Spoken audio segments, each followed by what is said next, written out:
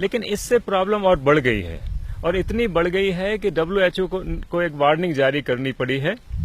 पिछले साल कोलकाता में जो भी जितने ब्रांडेड वाटर्स आते हैं उनका कंपैरिजन वहां के नलके के पानी के साथ किया गया था, और पाया यह गया कि नलके का पानी ज्यादा सेहतमंद है।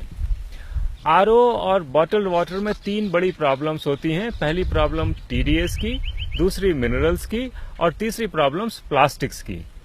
TDS मतलब टोटल डिजोल्व सॉलिड, कि पानी में क्या क्या घुला है, कितना घुला है।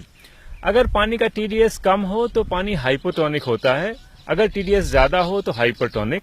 पीने के पानी को न तो बहुत ज्यादा हाइपरटोनिक होना चाहिए, न बहुत ज्यादा हाइपोटोनिक, और सबसे बढ़िया टोनिसिटी मिलती है 350 TDS पे। वैसे 250 से 500 की पूरी रेंज ही बढ़िया है, और 1000 TDS तक का पानी पिया जा सकता है।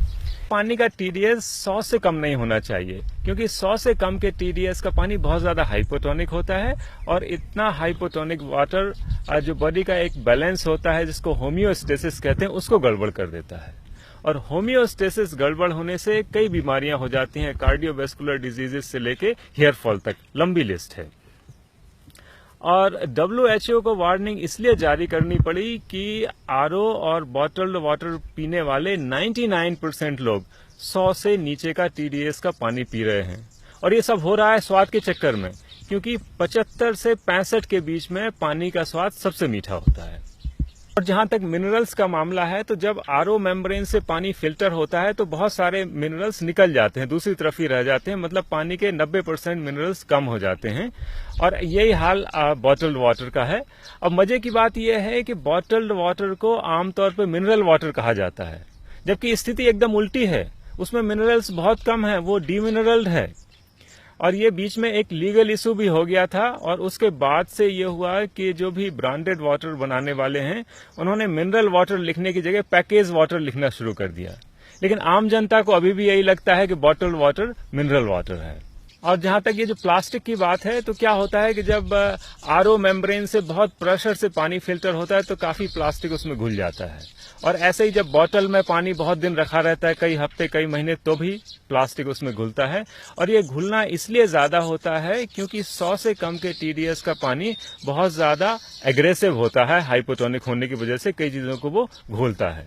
और ये डिजोल्व प्लास्टिक खतरनाक है, कैंसर समेत कई बीमारियां कर सकता है। अब सोल्यूशंस की बात कर लेते हैं। तो पहली चीज तो ये कि बॉटल वाटर बिल्कुल पीना बंद कर दें। और दूसरी चीज, आप अपने घर के पानी का TDS चेक करें। अगर TDS 900 से ज्यादा है तो आरओ लगा लें, और आरओ का आउटपुट का जो TDS है उसको 350 पे रखें।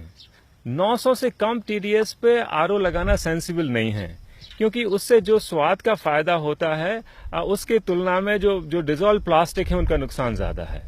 तीसरा काम ये करें कि पानी को मिट्टी के घड़े में रखें, और घड़े को ऐसी जगह रखें जहां पे धूप आती हो और हवा आती हो। घड़ा बहुत कमाल की चीज है। अगर पानी का TDS ज्यादा है तो घड़ा थोड़े मिनरल्स निकाल लेता है, और अगर TDS कम है तो अपनी तरफ से मिला देता है। और जब उसको हम खुली हवा में धूप में रखते हैं तो पानी अच्छी तरीके से ऑक्सीजनेट और सैनिटाइज हो जाता है। घड़े के पानी का मुकाबला कोई नहीं है। अब बात कर लेते हैं क्वांटिटी की, कितना पानी पिएं, कब कब पिएं और कैसे पिएं। तो हमको रोज 2.5 लीटर पानी की जरूरत होती है। अगर हम इससे कम पानी पिएं तो कई प्रॉब्लम होती हैं, जिसमें से पहली प्रॉब्लम यह है कि हमारी बॉडी वाटर रिटेन कर लेती है। एक बिल्कुल उल्टी सी चीज है, जब आप पानी कम पीते हैं तो बॉडी वाटर रिटेन करती है, और रिटेन करने से वजन तो बढ़ता ही है, और भी प्रॉब्लम्स होती हैं।